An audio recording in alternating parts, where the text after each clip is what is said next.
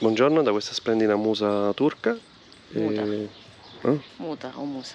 Muta, soprattutto. Abbiamo caricato qualcosa in moto perché adesso ci andiamo. Questa è la colazione di Manuela. Le pasticchine di Gloleum.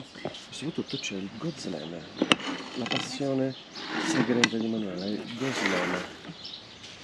Che ne pensi? Penso che stamattina... È tosta, eh?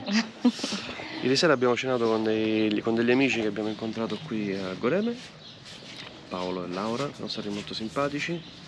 Abbiamo mangiato in un ristorante tipico, si chiama Orient, consigliato da un altro amico del posto che abita a Ucisar, il signor Farouk, che vende tappeti, tra l'altro, ed è credo uno dei migliori importatori, esportatori di tappeti in Italia, da questa zona. E adesso facciamo la colazione, prepariamo tutto e direzione Bogatskale, Yozgat, o meglio Yozgat, lasciamo i vestiti, lasciamo le valigie e poi se il tempo regge andiamo a Bogatskale per andare a visitare l'antica capitale ittita chiamata Hattusa.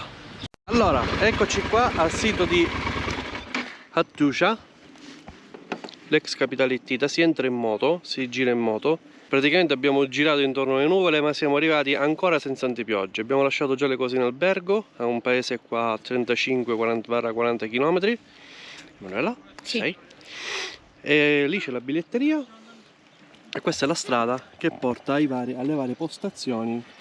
Questa è la parte bassa della città. In questa parte sono state trovate antichissimi reperti, ovvero tombe, e si sono estinti date le pressioni dei popoli che andavano a dominare sul Mediterraneo, quindi egiziani, assiri, eccetera eccetera. Quindi la loro scomparsa coincide con la fine dell'età del bronzo. Questo edificio, per esempio, era alto 8 metri e questo era il tempio. Possiamo vedere all'interno anche i luoghi dove si potevano fare i sacrifici. Le temperature permettono di tenere l'abbigliamento della motocicletta addosso, il sole non c'è praticamente, e questa è stata la strada centrale della parte sud, strada riesumata da parte degli archeologi. Hanno dovuto lavorare ben poco perché di fatto era semplicemente nascosta dalla terra. Questa vasca, che era una vasca di lavorazione di bevande e cibo, antichissima. Parliamo di circa 3500 anni fa. Dobbiamo immaginare l'imponenza di questo posto. Sempre nella parte sud della città, con tutta probabilità questo tempio era dedicato e addirittura abitato dal capo della popolazione.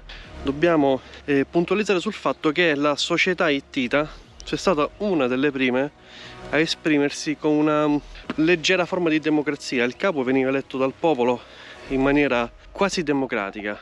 Ma queste devono essere le abitazioni adiacenti ai templi. Hanno tracciato i muri. I muri sono quelli che sono stati ritrovati e quindi si ipotizza quelle che potevano essere le grandezze delle case.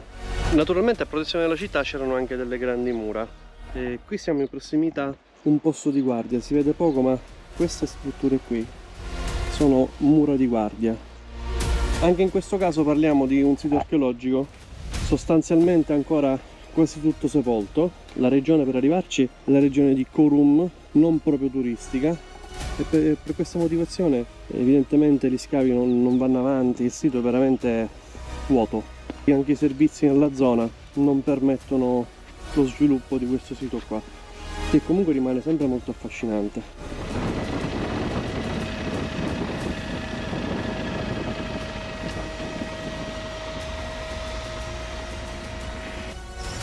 In questo momento ci troviamo sulla roccaforte di quello che doveva essere il capo degli Ittiti. Questa era la sua vista la mattina quando si svegliava. Questa è la nostra un po' stravolta, Manuela. Distrutti, ok? Ok, andiamo a fare il giro.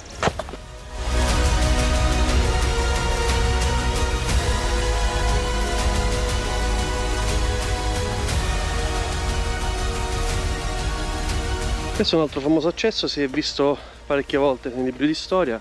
la Porta dei Leoni. La famosissima Porta dei Leoni.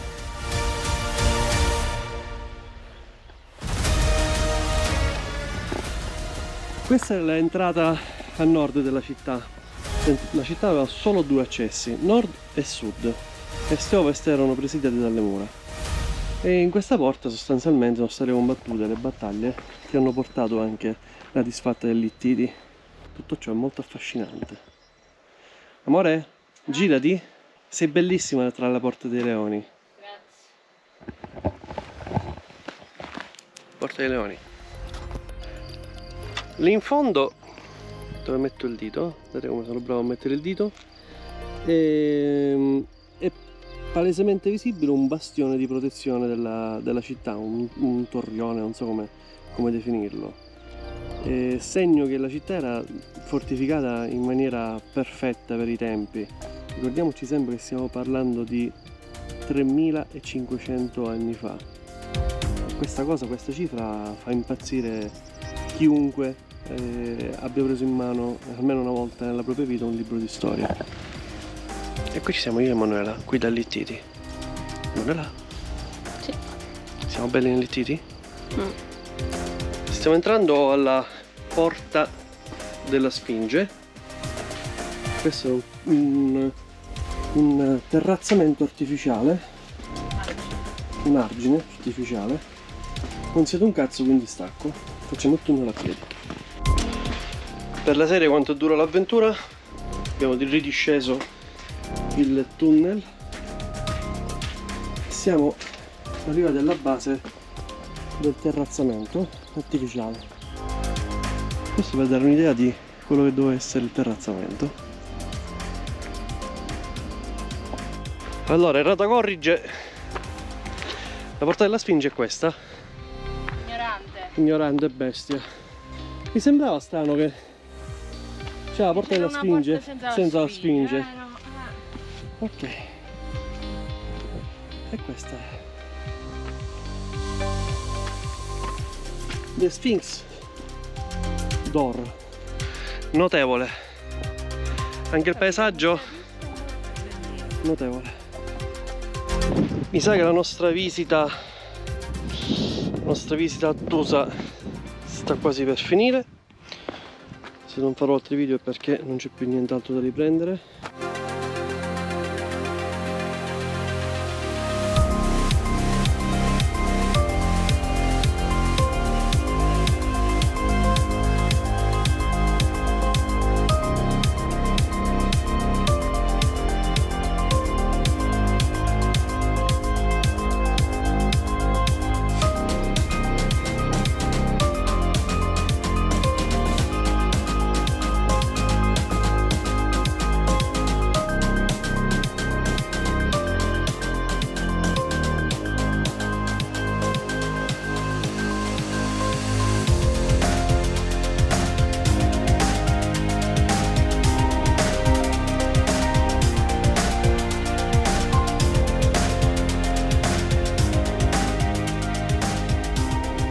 Kayseri İltepe, İltepe. Ah, ok. Qui andare. İltepe popole questo popole, questo baratto. Questo anni è poco turisti, si vedere. Ho appena parlato con un pastore locale che parla italiano, non mi chiedete perché, ma parla qualche parola di italiano.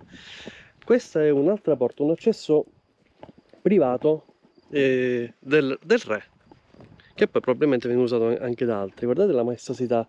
E una particolarità, ciao Manuela, la città era completamente fortificata con l'uso anche del bronzo. La raffigurazione, l'originale è al museo di Ankara, popolo di guerrieri, commercianti che hanno fatto la storia intera dell'Anatolia. Sito archeologico di Hattusa, con le capre che puliscono l'erba. Vedi? Qui si usa per mantenere l'erba, diciamo, corta, usano metodi naturali. La visita al sito archeologico di Hattusa è finita. Il giro è stato completato. abbiamo intrattenuto una bella discussione anche con con un pastore locale. Alla fine gli ho fatto anche un piccolo regalo perché mi voleva vendere dei piccoli manufatti fatti da lui, ma ho evitato. Qualche turista, pochi. La passeggiata è carina, è un po' faticosa probabilmente perché non è allenato come me, però quanto è bello girarlo in moto. Il posto dà una pace assurda perché veramente non senti un rumore, senti soltanto la moto in questo momento. Mi spiace che il turismo in questa zona non decolli, perché comunque il sito non trovi l'importanza che probabilmente merita. Anche il posto dove è situato è nella provincia di Forum, credo che si chiami. Il paese si chiama Boğaz-Kale, non ha una vera e propria offerta turistica. 2 o 3 alberghi. Adesso ripassiamo davanti all'entrata del ticket office e a sinistra la rappresentazione di come poteva essere una casa in pietra.